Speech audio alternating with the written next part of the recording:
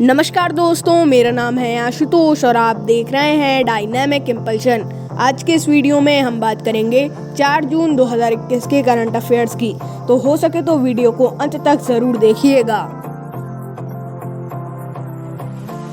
सबसे पहला प्रश्न है, हाल ही में पाकिस्तान ने किस देश के साथ सैन्य अभ्यास किया है? ए अफगानिस्तान, बी चीन, सी मिस्र, डी उपरोक्त में से कोई नहीं। इसका सही उत्तर है मिस्र। तो मिस्र का मुद्रा है मिस्री पाउंड। यहाँ के राष्ट्रपति का नाम है मोहम्मद हसन तंतावी।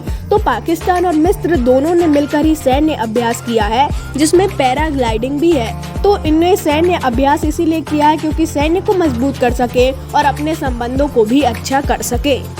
अगला प्रश्न है, निम्न में से किसने टेनेंसी एक्ट को मंजूरी दी है?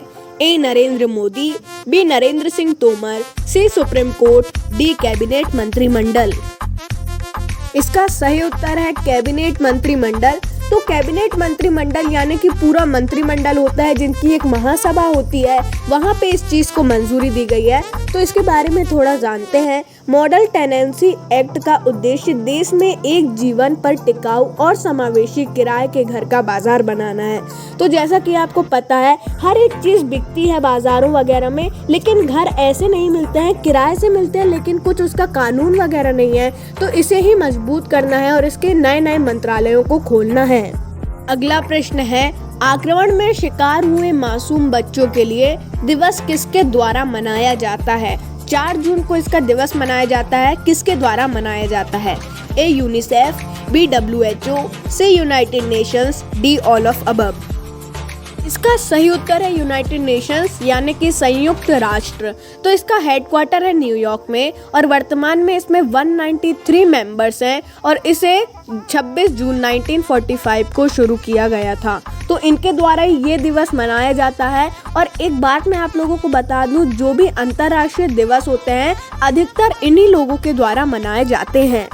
अगला प्रश्न है, किस राज्य के मुख्यमंत्री ने सौर आधारित विद्युतीकरण शुरू किया है? ए राजस्थान, बी उत्तर प्रदेश, सी गोवा, डी झारखंड। इसका सही उत्तर है गोवा।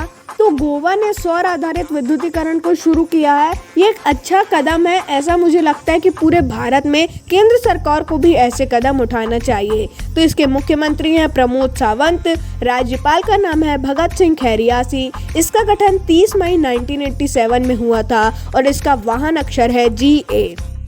अगला प्रश्न है, किस देश के वित्त वर्ष 2020-21 की अर्थव्यवस्था में 7.3% गिरावट आई है? ए पाकिस्तान, बी संयुक्त राष्ट्र अमेरिका, सी भारत, डी इंडोनेशिया।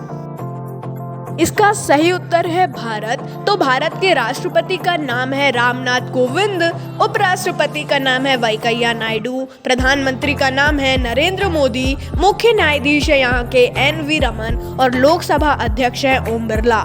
तो भारत के बारे में हमने आपको कितनी जानकारी दे दी, लेकिन दूसरे देशों के बारे में हम इतनी जानकारी नहीं दे सकते क्योंकि दूसरे देशों के बारे में हमें कुछ पता नहीं होता है और इंटरनेट रिसर्च भी सही नहीं होती है और मैं गलत जानकारी आप तक पहुंचाना नहीं चाहता।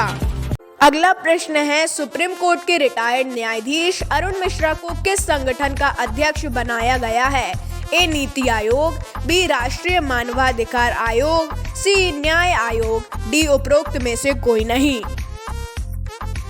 तो इसका सही उत्तर है राष्ट्रीय मानवाधिकार आयोग। तो राष्ट्रीय मानवाधिकार आयोग भारत में रहने वाले व्यक्तियों के अधिकार के लिए अधिकार के हित में लड़ते हैं। इसकी स्थापना 12 अक्टूबर 1993 में हुई थी। इसका वर्तमान में मुख्यालय सरदार पटेल भवन नई दिल्ली में स्थित है और इसे इंग्लिश में national human rights commission India बोला जाता है।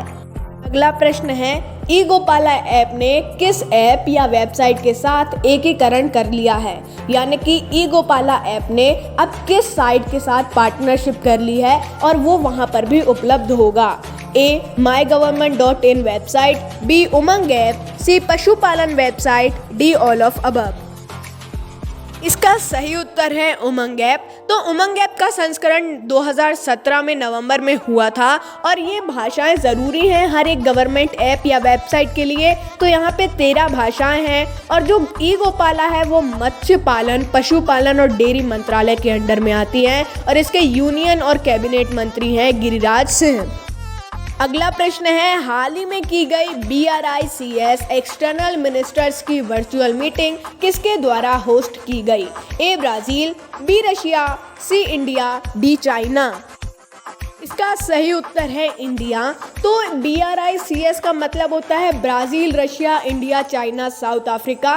तो जो भी समझौते वगैरह होते हैं इसी के अंडर में होते हैं। तो इंडिया के जो एक्सटर्नल मिनिस्टर हैं एस जयशंकर, इनके द्वारा इस मीटिंग को होस्ट किया गया है। अगला प्रश्न है, WHO ने कोविड-19 के भारतीय वेरिएंट को क्या नाम दिया है? A kappa, B delta, C eta, D A और बी दोनों सही। इसका सही उत्तर है ए और बी दोनों सही। तो आपको पता होगा कि 2 वेरिएंट, 2 वेव आ चुकी हैं भारत में और तीसरी आने की भी आशाएं हैं। तो एक का नाम उन्होंने रखा है कप्पा और एक का नाम उन्होंने रखा है डेल्टा। तो कुछ समय पहले इसकी रिपोर्ट आई थी कि अब जो बहुत बड़े बड़े नाम होते थे न्यूमेरिकल्स में B161.7 ऐसे, तो उसमें बहुत ही अफवाहें फैलने लगी थी।